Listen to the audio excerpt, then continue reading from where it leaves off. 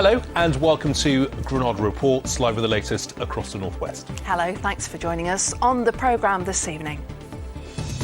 Unprecedented demand at the pumps. More pleas to stop panic buying as hauliers tell us the government's ignored their warnings of a looming crisis. The government has had the velocity just below that of a glacier, I think, in terms of speed. Police battled to save Meghan while her father begged her to breathe. Heartbreaking moments in the aftermath of the arena bombing. Health workers are given a boost, but still many young people remain unjabbed as hospitals brace for winter. Meet our first Pride of Britain fundraising finalist who's making happy holidays possible for people with disabilities. And despite the rain this morning, it's not all doom and gloom for the weather story for the week ahead. I'll have all the detail a little later on.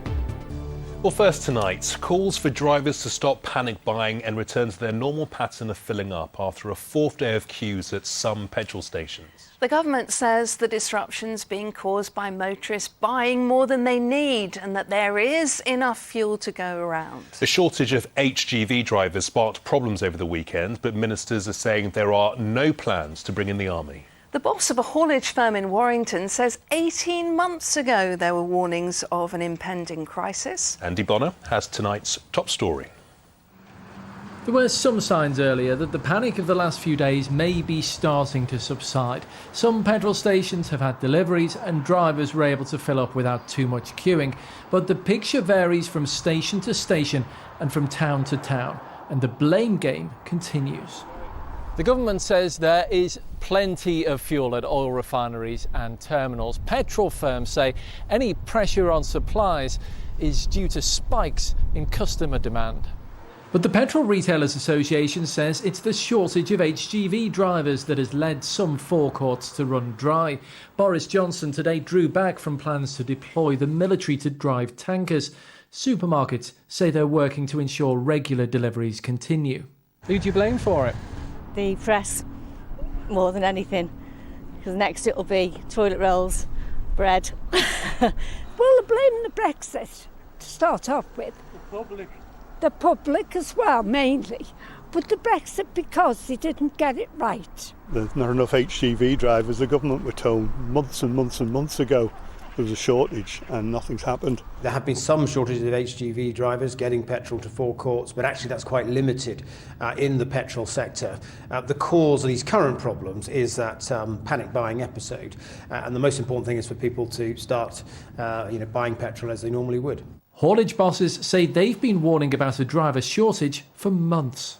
It's an absolute shambles, and it needn't have been. It wasn't like this has come as a complete surprise. The government has had the velocity just below that of a glacier, I think, in terms of speed. They just haven't done anything like what they could, when they could, and as quickly as they should. Meanwhile, the owners of the Stanlow oil refinery in Ellesmere Port have denied reports that the firm's in danger of collapse because of millions in unpaid taxes.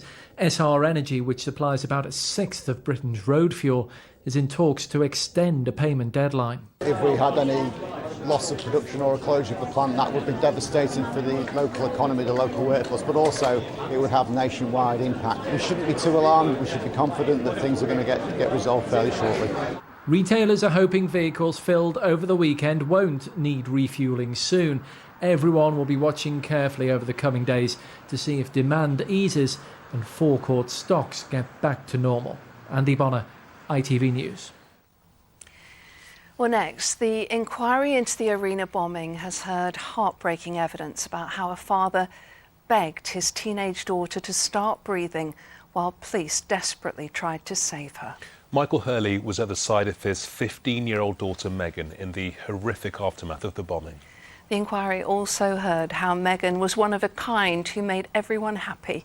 Hers was one of three more tragic stories told to the inquiry today. Amy Welch reports. Meghan Hurley made everyone around her feel happy. Meghan brought joy to her family from the day she was born. Someone who could make you happy in an instant, no matter what mood you were in before, just by showing her beautiful smile. She was 15 and from Liverpool, and had been at the concert with her brother Bradley. He recalls everything going white, and he felt heat come over his whole body and knew he was helpless to save his sister. Megan was only 3 metres away, and Bradley was so badly injured he couldn't move. He called his dad, who came straight away, and police officers tried to save her. An arena first aider told them it was time to stop CPR, but they refused to give up.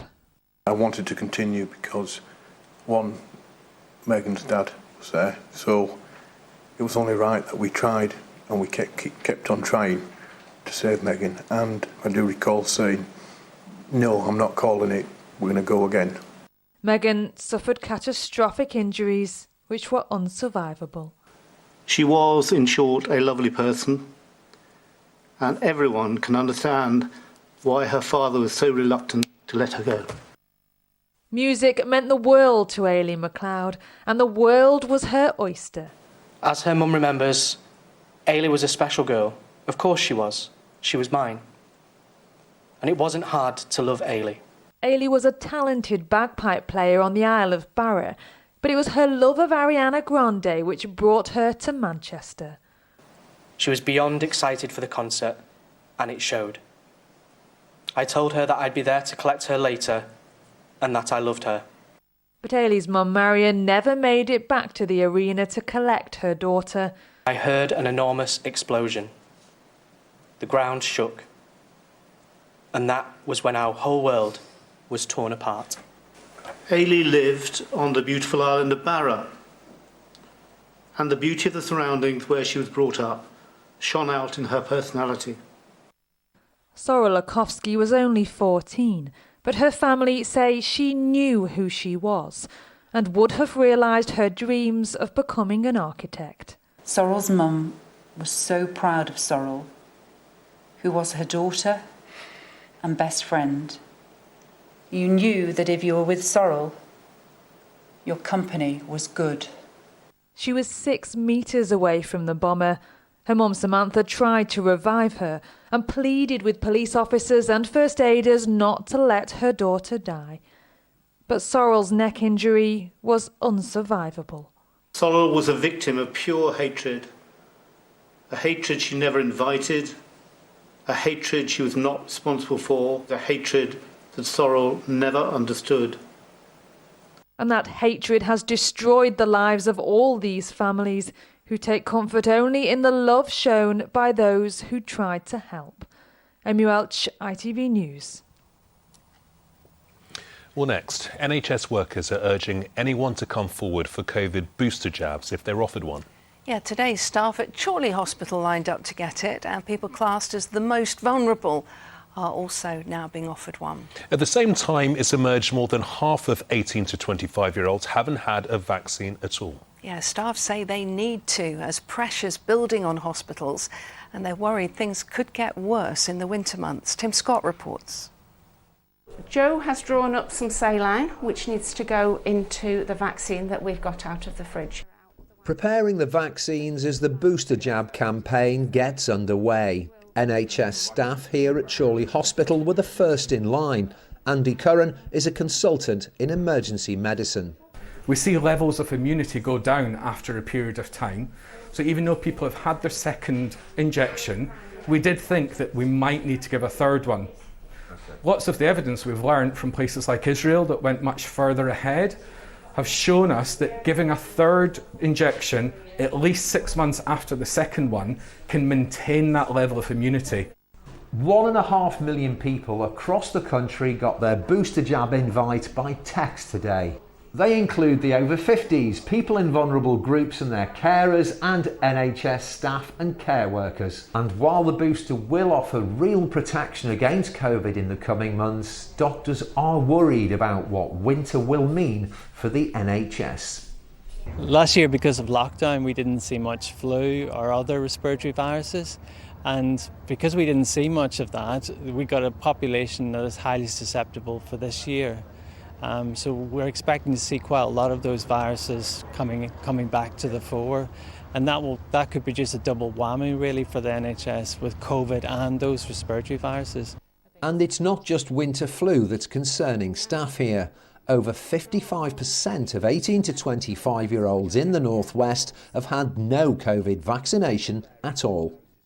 We're seeing lots of young people come in with COVID still, some of whom might have serious effects from it, but also an increasing number going on with really debilitating symptoms of long COVID, which can go on for quite a long period of time. So let's do what we can to prevent that from happening.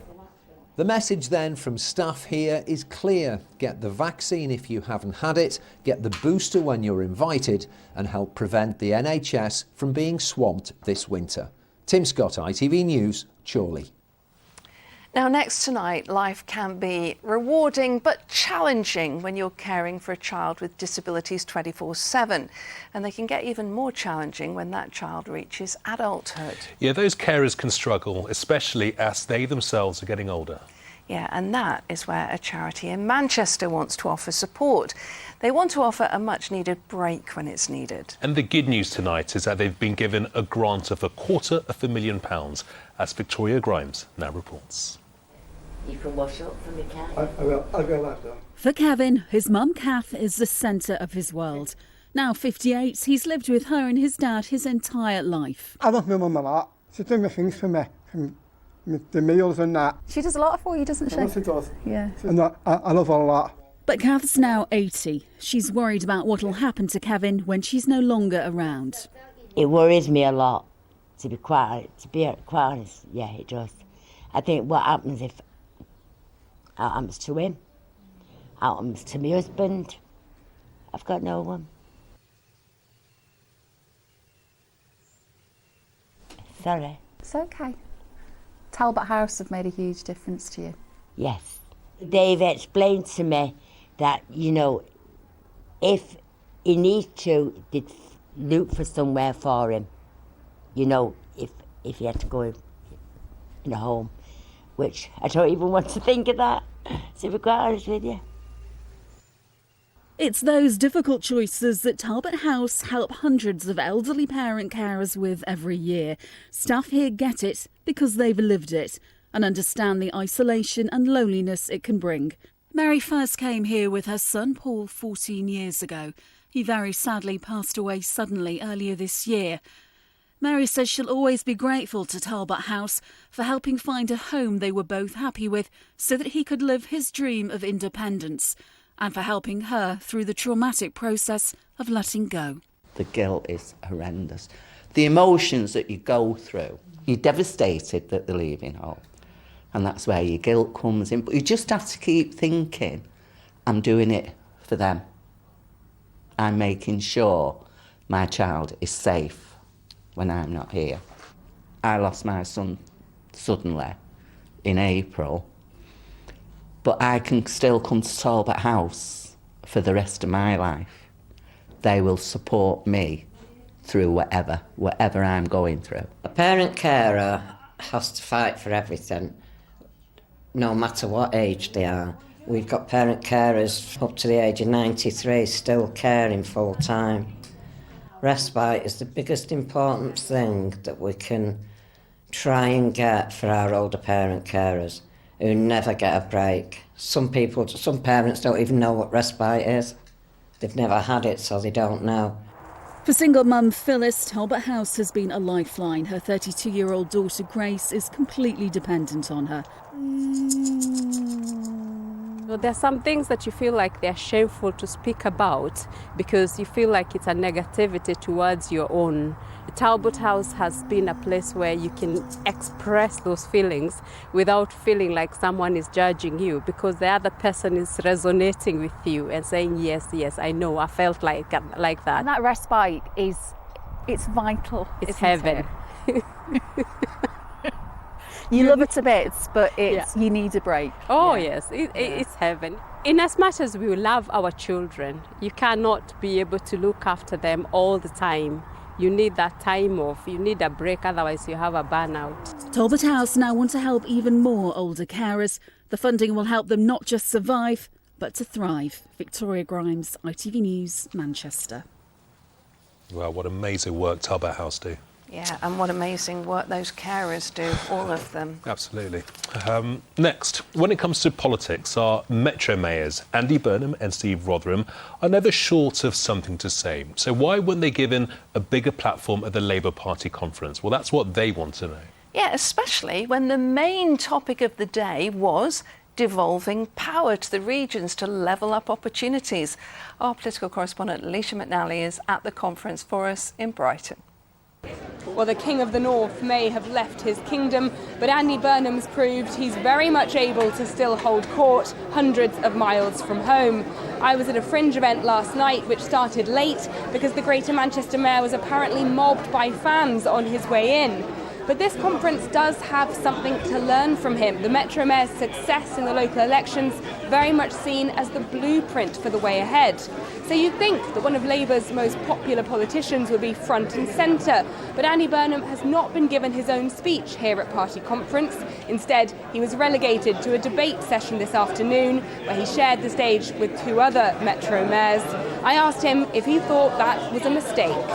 I would have liked to see the party give at least one of the mayors in the North a platform to say what Labour is doing for the North. We are all trying to pull in the same direction. I'm supporting Keir at this conference, but you know, there are things that Labour now needs to do with an eye on that next general election, and the North is going to be a real big battleground at that next election, and we can't waste any more time in winning back those voters that we've lost.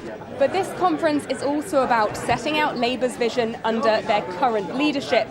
Some have wondered whether a Northern Star risks overshadowing the shadow cabinet. And speaking of overshadowing, Angela Rayner is back in the headlines today, very much defending her comments about the Prime Minister in what's been nicknamed Scum Row.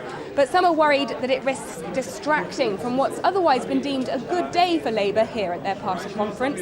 We've heard bold new plans from the Shadow Chancellor about how they plan to help the High Street recover from the pandemic, and plans to create green new jobs and invest in technology. That's going down very well with North West MPs, as is this other bit of news this afternoon. The former Liverpool Riverside MP, Louise Ellman, has announced that she's back in the party. It's been 2 years since she quit over Jeremy Corbyn's stance on anti-Semitism, but she's now back and very much backing the culture that Keir Starmer is creating here. He described her return as a poignant moment. Yeah, a lot of people pleased to see her back. Alicia, thanks for that. OK, now it's time to meet the first of our Granada Report's Pride of Britain Fundraiser of the Year finalists. Yeah, tonight we're catching up with 20-year-old Jade KILDUFF from Manchester. Jade's younger brother Christian was born with multiple disabilities. The family was told he would never be able to communicate. So Jade set up a group called Sign Along With Us to teach people how to sign for free. But she hasn't stopped there. Jade has raised more than £50,000 to fund a holiday home for families with disabilities to enjoy all year round. Zoe Muldoon went to meet her.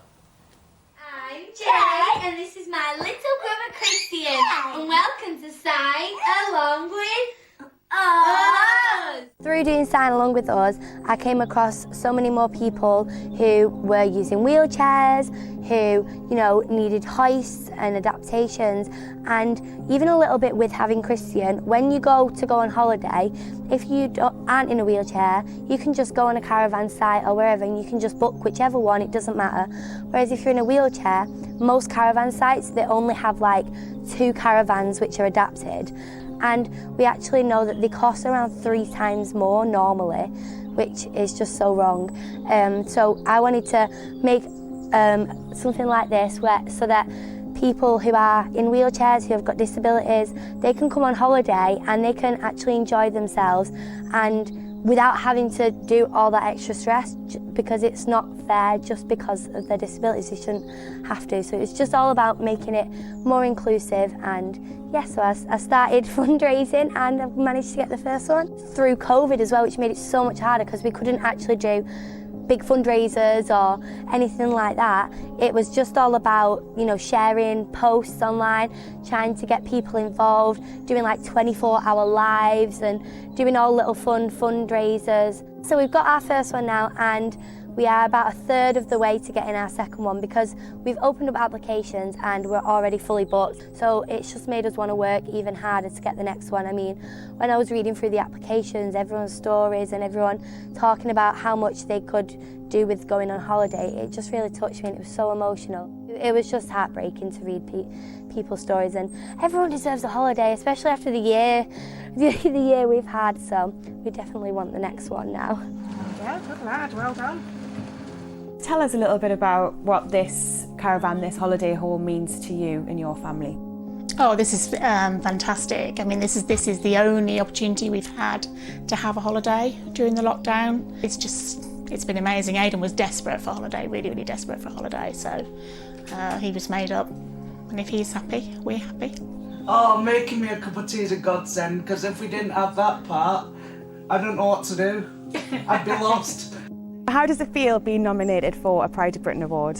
Being nominated for Pride of Britain is absolutely insane. Like, I still can't believe it. Well, obviously, when I found out that I was nominated for one, I even said like to Mum after, I was like, "Are you pranking me?" It's kind of just like a surreal feeling. I don't even know. And what would it mean to you if you won? Even being nominated was like crazy. I just said I can't even believe it. So obviously, if I won, I would probably just cry a lot and like. I feel quite emotional now talking about it. Obviously, I'm doing this because I want to help people like Chrissy and people from Sign Along With Us, people out there, because I just want the world to be obviously inclusive for everyone. I don't think it should be different if you've got a disability, but I'm not doing it thinking, oh my God, I'm going to get nominated for this. So obviously to do that, it's like you have to kind of take a step back. So it'll be crazy. Yeah, great to see them again. Let's move on to the weather now. Here's Kerry. Now that is brew weather. And only boiling what she needs. United Utilities sponsors ITV Granada weather. Big up you, sis. Hello, very good evening to you. We ended up with a mix of sunshine and showers across the region this afternoon after that very wet start, but with some much needed rain. Already looking quite autumnal out there across the northwest, and it's going to feel quite autumnal for the week ahead too. So despite a little bit of sunshine over the coming few days, the theme is cooler, wetter and windier. So this was this morning's rain pushing its way quite quickly actually eastwards, and then behind that clear skies and a rash of showers for the afternoon and early evening. So over the next few hours we stick with that mixture, clear spells and showery outbreaks, one or two on the heavy side, push through along some fairly breezy southwesterly conditions, maybe easing a little bit during the middle part of the night with some clear spells, but it stays showery for many of us for much of the night, and enough of a breeze to prevent us from getting too low, but just down into single figures away from towns and cities. 7:06 and 6:56 are your sun times for Tuesday. Maybe some brighter breaks in between showers tomorrow morning, but it should cloud up during the first half of the day and actually really turn quite unsettled into the second half. Showers will merge to longer spells of rain, heavy at times, and the wind's quite gusty and blustery with that, and the temperature's really struggling into the 20s yesterday. By tomorrow we're looking at 13 or 14 across many parts of the region. That area of rain does push quite quickly once more eastwards, and then that leaves us for Wednesday with a fairly decent day. Bright spells and showers to begin on the chilly side with that northwesterly, but it should be a little bit drier and brighter for the afternoon. Warmer maybe on Thursday, but turning more unsettled, and yes, showers or longer spells of rain by Friday. Take care. United Utilities sponsors ITV Granada weather. 2 sugars, please. Oh, lovely. Thanks, Kerry. Tomorrow we're hearing about who The Owl and the Pussycat was written for and where, which has got me intrigued. Yeah, I'm really looking forward to this one because for the life of me, I cannot remember the words at all. But they went to sea in a beautiful pea green boat. I didn't know that. I had no idea. Watch tomorrow. It'll be a good one. Bye-bye. Bye.